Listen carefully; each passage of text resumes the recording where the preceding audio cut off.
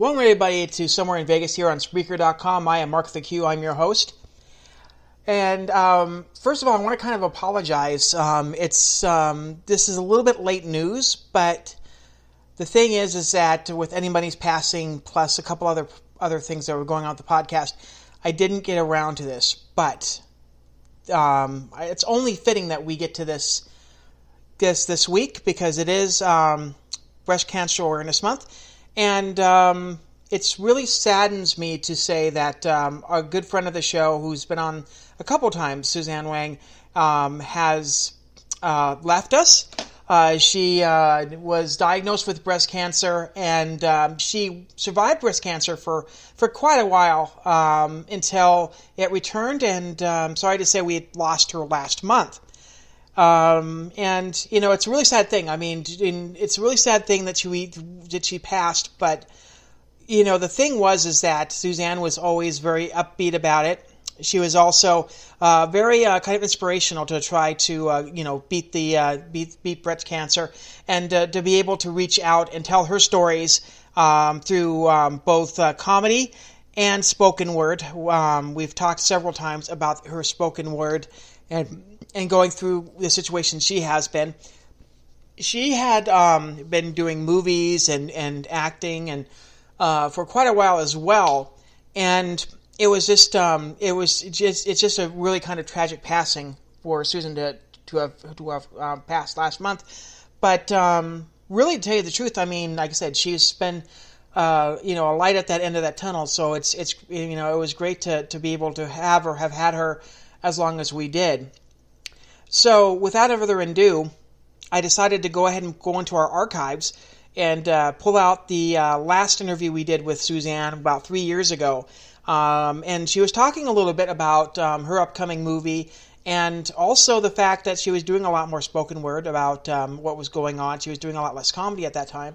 And, just talking a little bit about her life, surviving cancer and all this. She wound up, getting her cancer back last year. So this was right before it came back. So it's great to be able to talk to her a little bit about how she was surviving and a little bit about what her situation was as well. So after this commercial break, we'll talk a little, and we'll have the interview up with Suzanne Whang from 3 years ago, talking a little bit about her life, post-cancer, spoken word, a lot of other things that were going on in her life at that time. So we'll have a little quick commercial break. We'll have the interview with Suzanne, and afterwards I'll have some news about what's been going on with the show, because we got some exciting news coming up for the next couple shows that will be out next week.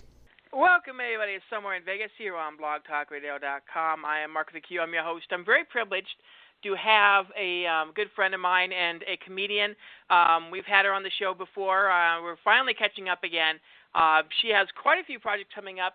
A Weekend with the Family, which will be going out into theaters starting next week. She's been featured on Profiles of Hope, and we'll talk a little bit about that as well. You may recognize her from the TV show Las Vegas and House Hunters and the show Kingdom, as well as from here on out. I would like to welcome back Suzanne Whang on with us right now. How you doing, Suzanne? Hi, Mark with a Q. How are you? I'm doing great, and I believe this is how you pronounce your first name. Hold on one second. Give me a second here. Suzanne, you're all that I wanted of a girl.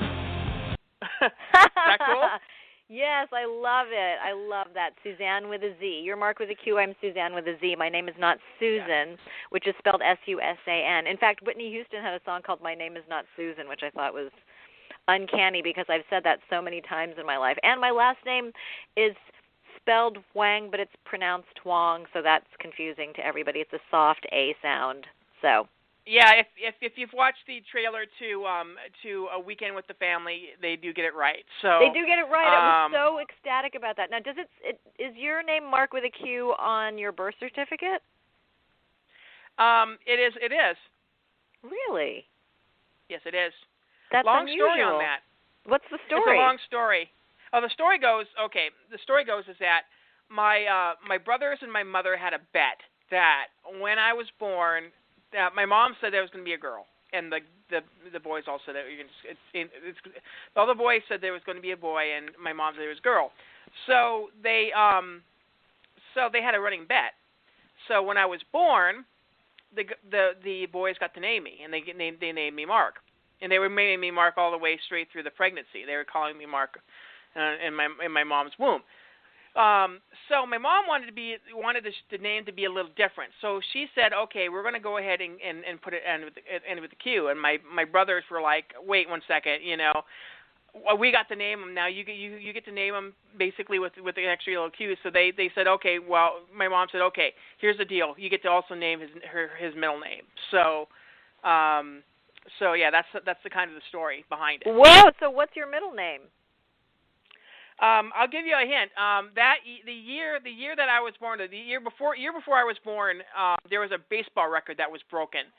So my middle name is the last name of the person that broke that record. I don't know if you know what happened in 1975, but I'll give you a quick. Wait, is that Hank Aaron? Yes. Yep. So your middle name is Hank or Aaron? Your middle name is Aaron? Yep. I love that.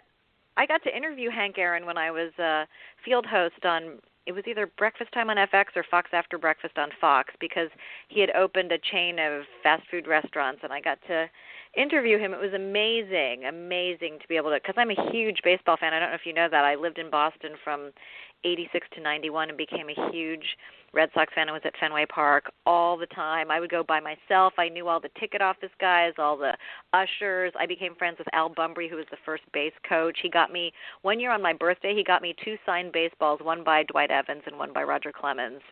So I have a love affair with baseball. Yeah, I mean, I have yet to meet the man, the myth, the legend. I'd love to at some point.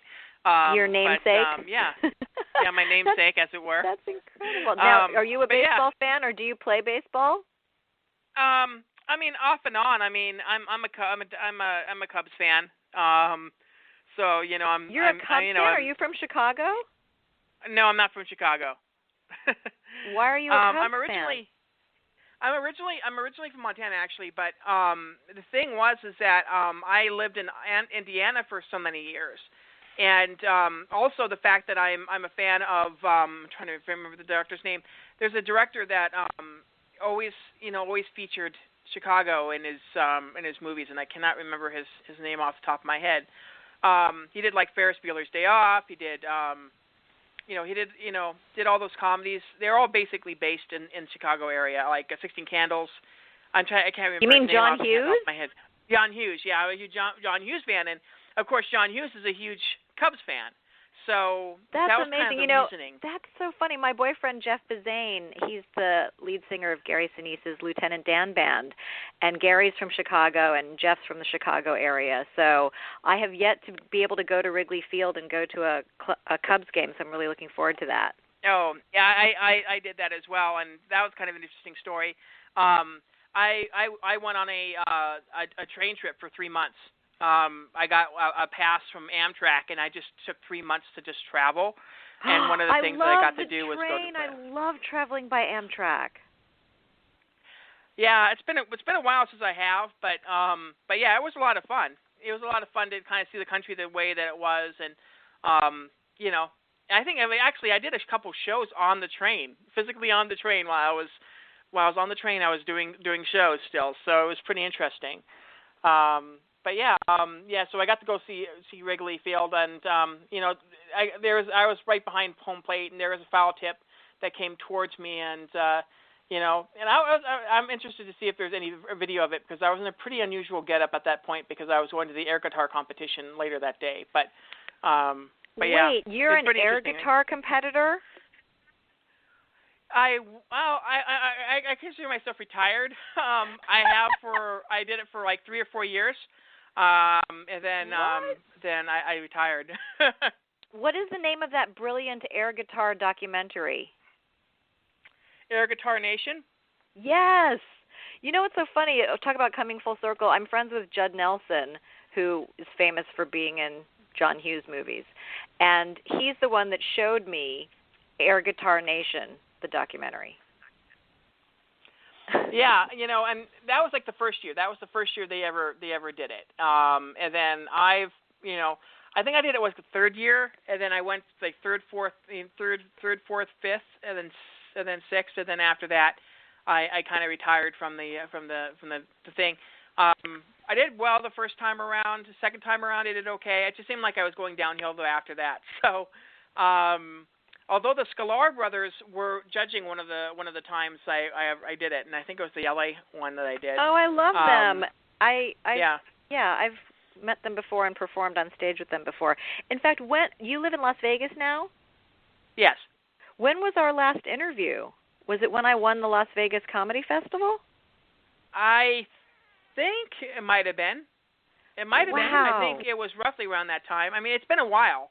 You realize that was 12 years ago. I have a special place in my heart for Las Vegas for many reasons. I've been there many times in my life to perform or visit, travel, have fun, do trade shows back when I was doing trade shows early on in my acting career. And then I got the part as Polly, the crazy spa manager on NBC's Las Vegas for 4 seasons. And so that was set in Las Vegas, although we shot in Los Angeles. And Las Vegas happens to be the first, when I first became a stand-up comedian, the first festival I ever submitted myself to compete in was the Las Vegas Comedy Festival as my alter ego, Sung-hee Park, who's fresh off the boat from Korea and has never done stand-up before. And I ended up winning the Best Up-and-Coming Comedian Award there, and they gave me a trophy, and I was so excited, especially having just started doing stand-up. I had been a dramatic actress for 15 years prior to that. So it's sort of the opposite of, I know that Sean Polofsky had been doing mostly stand-up comedy, and now she's doing dramatic acting. So I sort of went the opposite route. Yeah, I kind of find it interesting. It's an interesting thing because I cover the fighting sports as well. I think you pretty much know that. But on my other podcasts, my other websites, etc. But I find a lot of these fighters are now as soon as they hit retirement, they're turning to stand-up comedy. It's really kind of interesting that some of these people are, and there's so many similarities between comedy and fighting as well, because there is that kind of struggle of you being there by yourself, you having to overcome certain obstacles in terms of when you're on stage, knowing that you're having a poor showing and having to come back from that. So there, and it's an interesting it's an interesting thing, and you see a lot of comedians hang out with fighters and et cetera. That's crazy. So I never thought about that before. I was at the Tyson Holyfield fight at the weigh-in, covering it for the show Fox After Breakfast, the morning show with Tom Bergeron that I was a roving road warrior sort of field host for. I covered the weigh-in between Mike Tyson and Evander Holyfield, and I interviewed Mike Tyson and Evander Holyfield and Don King right before the infamous fight where Tyson bit Holyfield's ear off. I was there. I was at the weigh-in. I talked to Evander Holyfield. He couldn't have been nicer or more charming or funny. And then I talked to Don King, and he makes for great television because you ask him one question, and he's just crazy and loquacious. So you ask him one question, and it's just a nonstop stream of hilarity and fascination. I think at one point he started to make up a song about me that rhymed in the middle of his interview. And then I interviewed Mike Tyson, and I was warned by Mike Tyson's publicist that he may not answer any of my questions. He might walk by all of us. It was me, and all the major networks were in line to interview him when he came off of the platform after the weigh-in. And he walked past every single interviewer except for me. I was the only female in the whole room. He stopped for me. I probably asked him 15 questions. He answered every single one of them. And I do have to tell you that the potential for violence at any moment felt palpable in the air, like you could cut it with a knife. But nothing happened, meaning he just answered my questions incredibly graciously and then went on. And the CEO of Showtime, Matt Blank, who was in charge of making all that go right for me interviewing Mike Tyson, he pulled me aside and he said, "I don't think you realize what a coup that was, that he answered all of your questions.